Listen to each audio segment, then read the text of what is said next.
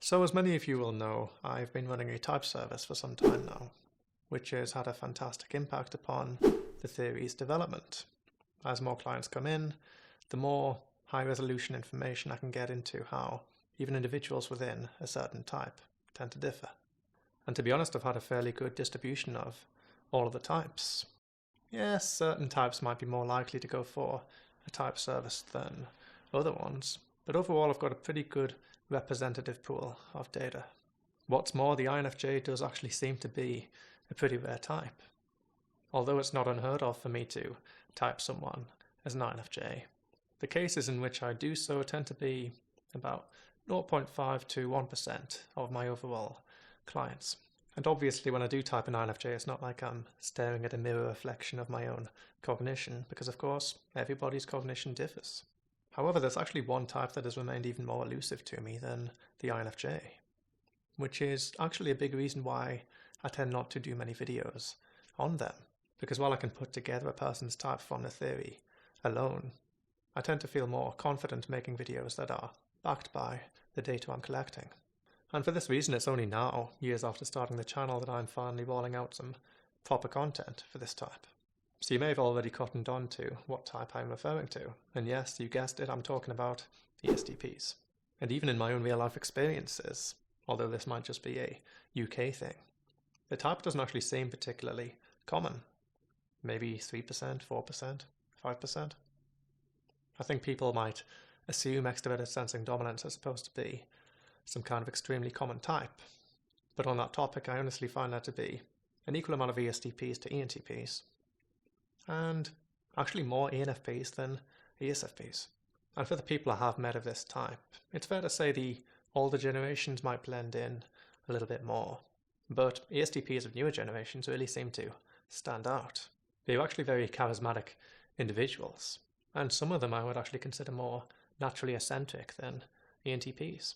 Now, it's fair to say maybe the cognitive makeup of this type is just not particularly inclined towards seeking type services. And to be honest, whether they've been typed correctly or not, I have noticed more ESTPs in other sectors of the type community. And it's even possible that this type's cognition doesn't gain as much value from CPT as other cognitions do. One of the reasons for this might just be the hyper-specific nature of SAFE.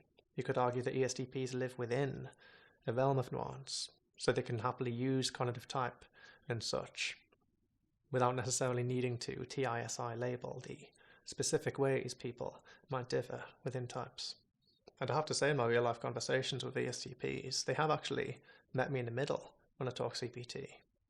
I might be handling the NITI abstractions, but oftentimes they notice the exact same discrepancies in people that I do. They just approach it from a different angle. And this type can even be argued to have an inherent CPT approach to understanding individual differences. But it is also fair to say those ESTPs with very less developed NITI may end up resorting more than other types to stereotypes and punishment of deviance. So it's actually a pretty interesting and varied cognitive type. But on the whole, it would make sense that a type who takes individual differences between people in their stride and happily, passively even in the background, collates their own meta-theory of understanding these differences might actually have less need for typology than other people. But the good news is I finally have enough data on this type to start rolling out some in-depth CPT videos on them. To be honest, I filmed an ESTP video last year, but wasn't happy with it and therefore did not release it to the public. It was decent, but it didn't give a highly overlooked and misunderstood type the amount of detail I thought they deserved. So although I am making shorter videos at the moment in order to free up time for my master's degree, because honestly, editing videos does take forever, I think the upcoming ESTP video is still going to pack a punch. To summarize, I do think there are good reasons why the ESTP may be relatively rare within the type community, or at least the CPT part of the type community. And despite the unapologetically clickbait title, I don't think the ESTP is the rarest type of them all, nor do I think such a title really matters. But it is interesting to see the lack of ESTPs in this neck of the woods.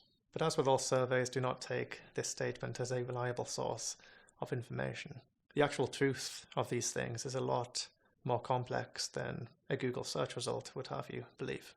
And as for the data we get from online personality tests, that is even more unreliable. And most of you will probably know what I think of them already. And if I ever made such a test with CPT, which honestly I am considering doing, I don't think it would be more than 70% accurate. And I would advertise that quite strongly and openly. And you'd also be right to conclude I would be very careful using data from such a test. It wouldn't be particularly reliable insofar as what types are where, and it would more point to general trends than any kind of definitive proof for X or Y. If you happen to be an ESTP, let me know in the comments below, because I'm looking to give this type a bit more exposure. So I hope you found the video useful. If you're interested in more CPT content on ESTPs and you haven't already subscribed, I highly recommend doing so. And if you were uncertain about what your type might be, would like to explore it in more depth, or would like to use it as a tool towards growth, I recommend checking out the CPT type service or CPT coaching service. So that is it for me, and I'll be back in a couple of weeks. For now, take care.